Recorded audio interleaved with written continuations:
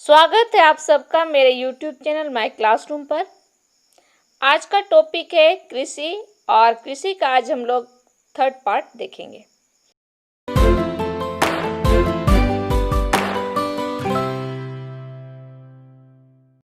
इसमें आज हम लोग देखेंगे प्रमुख खाद्यान्न फसल की भौगोलिक दशाएं। भौगोलिक दशाएं तो कोई भी फसल जो है उसको लगाने के लिए एक निश्चित तापमान, जलवायु, मिट्टी, वर्षा की आवश्यकता होती है, तो उसको भौगोलिक दशा कहा जाता है। तो आज हम लोग कुछ खाद्यान्न फसलों को देखेंगे, उसकी भौगोलिक दशा को हम लोग बारी बारी से देखेंगे। आज हम लोग 6 मुख्य फसलों को देखेंगे। उसमें चावल, गेहूं, ज्वार, बाजरा, रागी और मक्का। तो पहले हम लोग देखेंगे चावल। चावल या धान, ठीक है।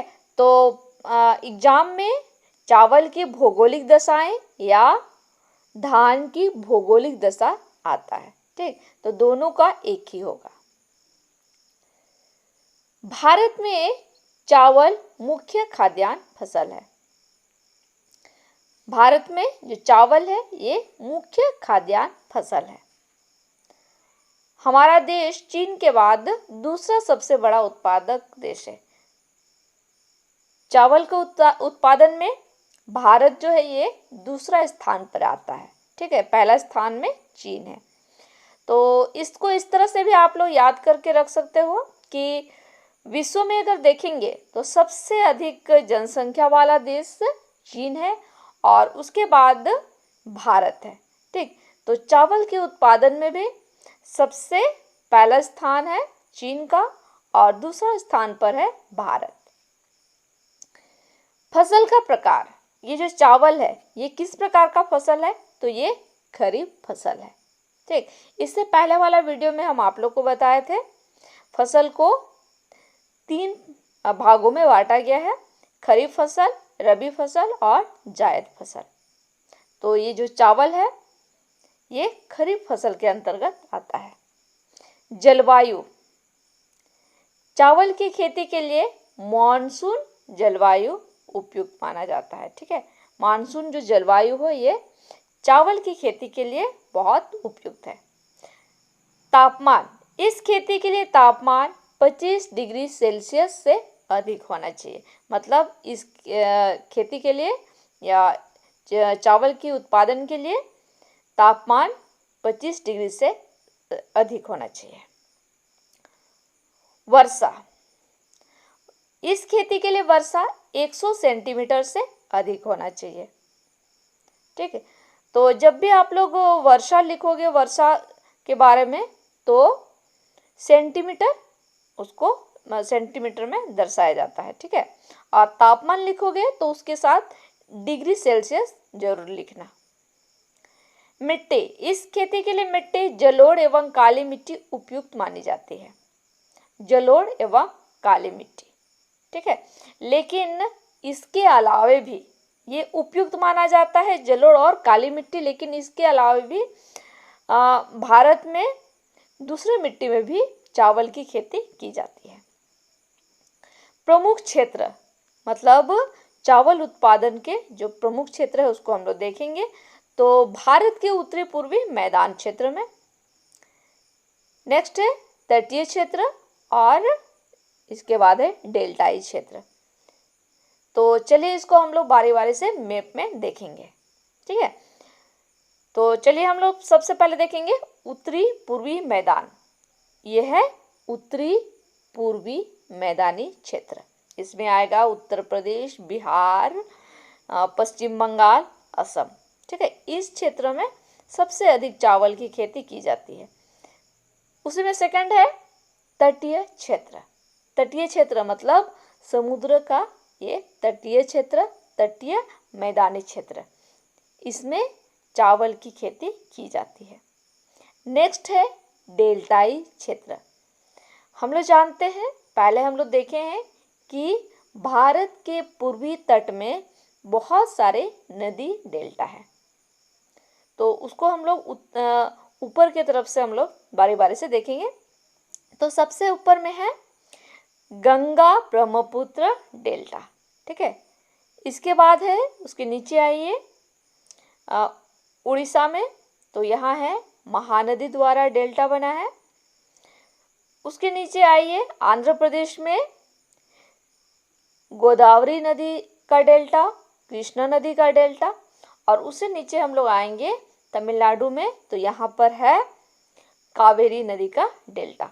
तो इस डेल्टाई क्षेत्र में भी चावल की खेती की जाती है।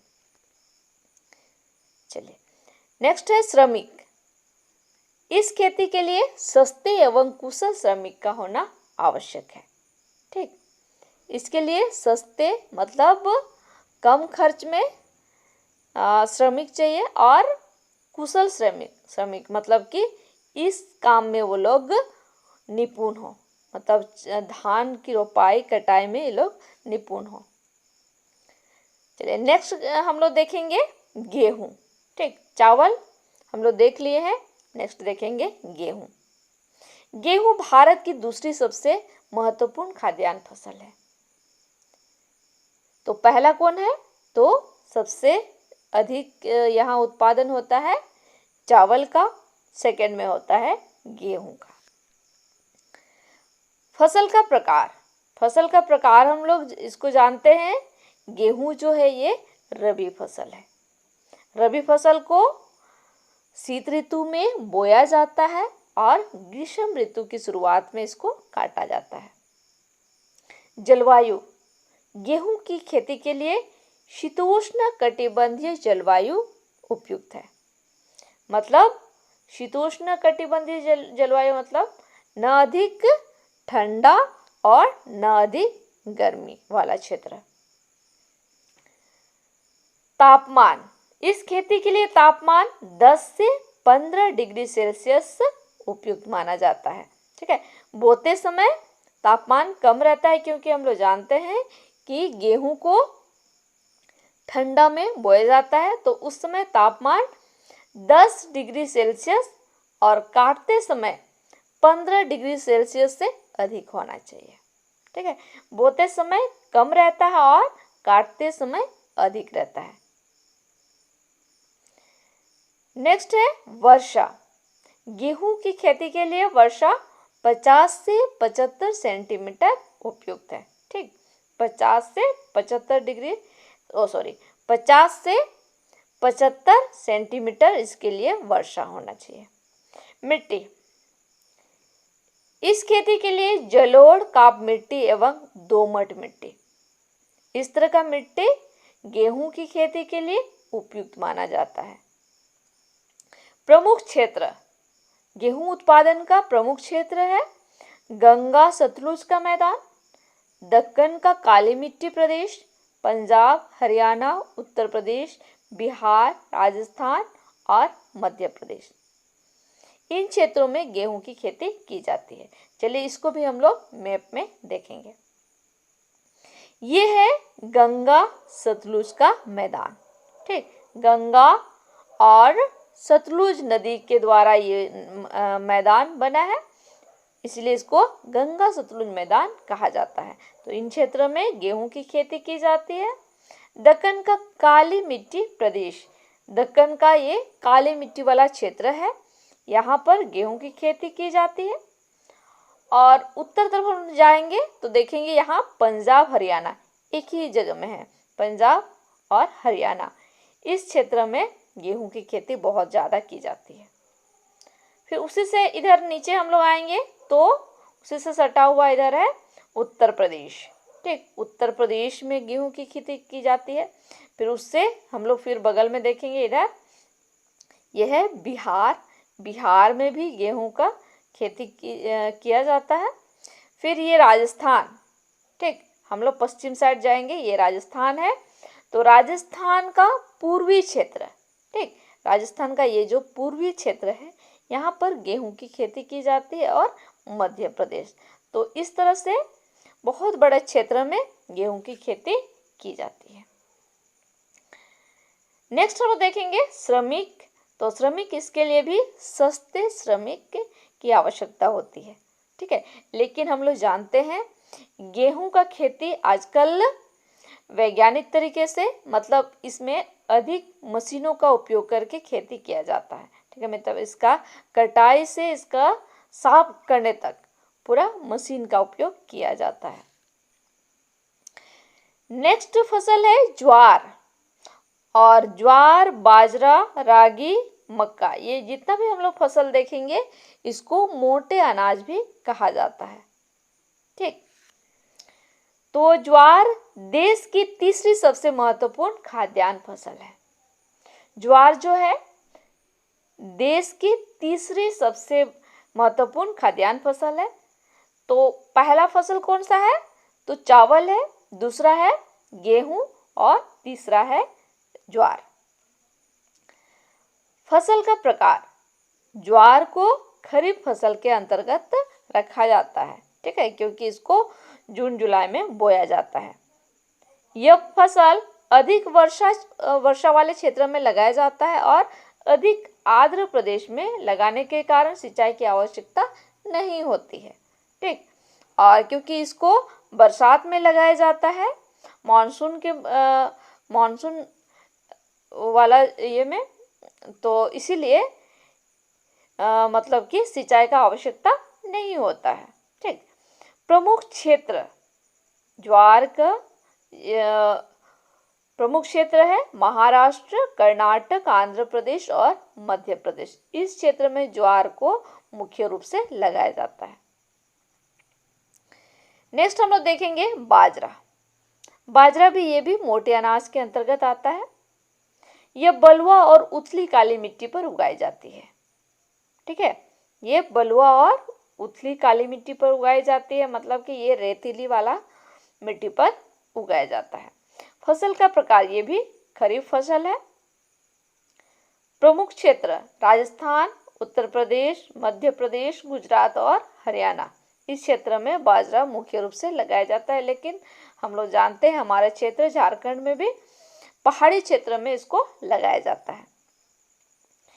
ये जो हम लोग ज्वार, बाजरा, रागी देख रहे हैं, तो इसका हम छोटा छोटा ही आप लोग को बता रहे हैं, क्योंकि इसका डिटेल लिखने नहीं आता है, ठीक है। भौगोलिक दशा इसका लिखने नहीं आता है डिटेल रूप में। तो आपको याद इसलिए रखना है क्योंकि ऑब्जेक्टिव जो आता है ये कहीं से भी पूछ सकता है, तो इसीलिए इसको भी आप लोग अच्छा से याद कर लोगे। नेक्स्ट है रागी। ये भी मोटे अनाज के अंतर्गत आता है। रागी जो है ये शुष्क प्रदेश की फसल है, मतलब सूखा क्षेत्र में इसको उगाया जाता है जहां वर्षा कम होता है। फसल का प्रकार, ये खरीफ फसल के अंतर्गत आता है।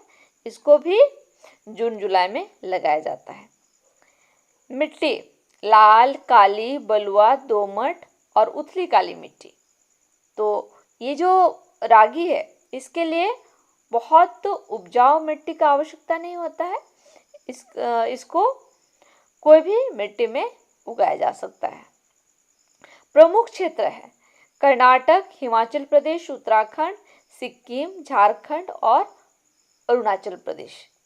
इस क्षेत्र में रागी मुख्य रूप से लगाए जाते हैं। हमारे झारखंड में भी छोटा नागपुर का जो क्षेत्र है वहाँ पर रागी बहुत ज़्यादा लगाया जाता है।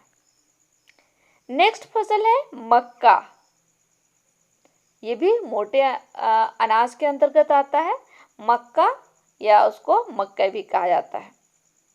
यह फसल खाद्यान्न एवं चारे दोनों रूप में प्रयोग होता है, ठीक।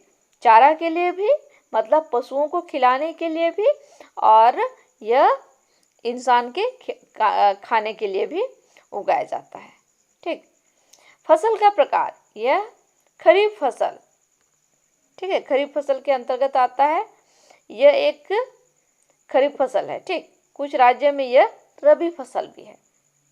हमारे क्षेत्र में अभी आजकल हम लोग देख सकते हैं कि इसको ठंडा में भी लगाया जाता है। तापमान 21 डिग्री से 27 डिग्री सेल्सियस होना चाहिए, मतलब इस खेती के लिए तापमान अधिक चाहिए। मिट्टी, पुरानी जलोढ़ मिट्टी, ठीक है, पुरानी जलोढ़ मिट्टी, हम लोग मिट्टी पढ़े हैं, तो मिट्टी में पुरानी जलोढ़ मिट्टी एक होता है और एक नवीन जलोढ़ मिट्टी, तो इसके लिए पुरानी जलोढ़ मिट्टी उपयुक्त होता है। पुरानी जलोढ़ मिट्टी को हम लोग बांगर या भांगर कहते हैं, ठीक, बांगर या भांगर कहा जाता है। प्रमुख क्षेत्र है कर्नाटक, उत्तर प्रदेश, बिहार, आंध्र प्रदेश और मध्य प्रदेश। इन क्षेत्रों में मक्का की खेती मुख्य रूप से की जाती है, और ऐसे हम लोग देखेंगे तो पूरे भारत में ही मक्का की खेती की जाती है। तो इस तरह से हम लोग आज 6 मुख्य खाद्यान्न फसलों की भौगोलिक दशा को हम लोग देखे हैं। तो आप लोग इसको अच्छा से अपना कॉपी में नोट डाउन कर लोगे और इसको याद करना है। और जिस तरह से हम बताए हैं, ठीक है, कि सबसे पहले आपको फसल का प्रकार लिखना है, ठीक है, वो जो फसल है वो किस प्रकार का है, और इसके बाद जलवायु लिखिएगा, उसके नीचे तापमान, फिर वर्षा, मिट्टी, प्रमुख क्षेत्र। इसको जिस तरह से हम आप लोग को बता रहे हैं, आप लोग भी इसको इसी तरह से याद करोगे और परीक्षा में वैसे ही लिखोगे, ठीक है। तो इसको आप लोग अच्छा से याद कर लो। तो आज के लिए हम लोग यहीं तक रखते हैं। अगले क्लास में हम लोग यहाँ से फिर आगे बढ़ेंगे। तब तक के लिए आप लोग अपना ख्याल रखिए। धन्यवाद।